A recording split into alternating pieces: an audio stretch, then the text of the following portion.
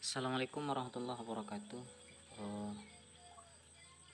Baiklah, pada kesempatan kali ini, perkenalkan, nama saya Ardian Palbi dari jurusan Pendidikan Guru Madrasah Ibtidaiyah Institut Agama Islam Negeri Batu Sangkar.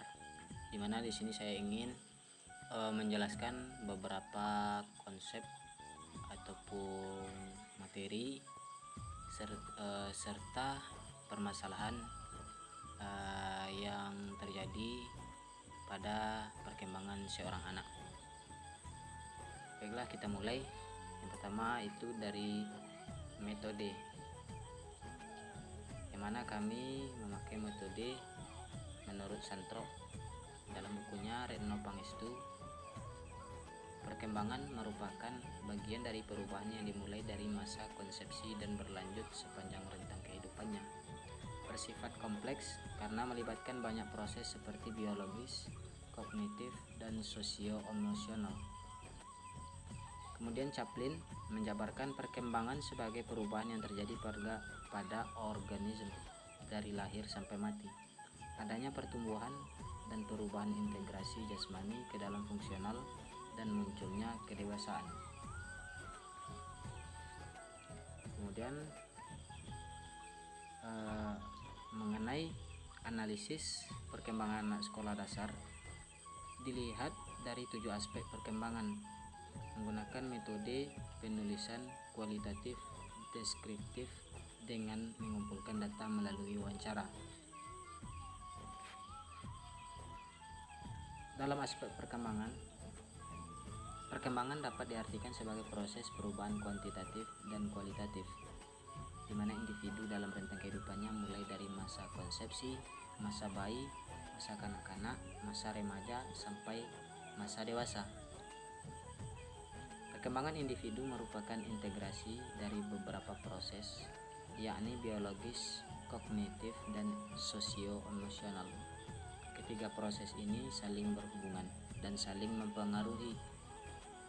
Dengan demikian, objek psikologi perkembangan adalah proses perubahan yang terjadi dalam diri individu, meliputi beberapa aspek sebagai implikasinya, yakni aspek perkembangan pertama yaitu aspek fisik dan motorik, berkaitan dengan perkembangan fisik dan motorik. Kemudian dari faktor mempengaruhi perkembangan, pertama itu faktor genetik, yang merupakan faktor internal yang berpengaruh terhadap pertumbuhan dan perkembangan individu. Kedua, faktor lingkungan, yang mana lingkungan merupakan faktor eksternal yang turut membentuk dan mempengaruhi perkembangan individu. Dalam analisis perkembangan ada 7 aspek perkembangan. Yang pertama itu dari fisik, yang mana semua siswa itu sehat jasmaninya dan rohani. Kemudian yang kedua itu aspek sosial emosional. Ada yang mendapat peringkat orangnya memiliki sifat yang pendiam, pintar, tanggap, sedangkan yang lain ada yang dapat peringkat ke-6, memiliki sifat cerewet, mudah gaul, ramah, cenderung emosional. Kemudian pada aspek ketiga itu moral, yang mana sopan santun semua siswa atau semua anak itu baik, tidak melebihi batas kewajaran anak-anak seusianya, dan seterusnya.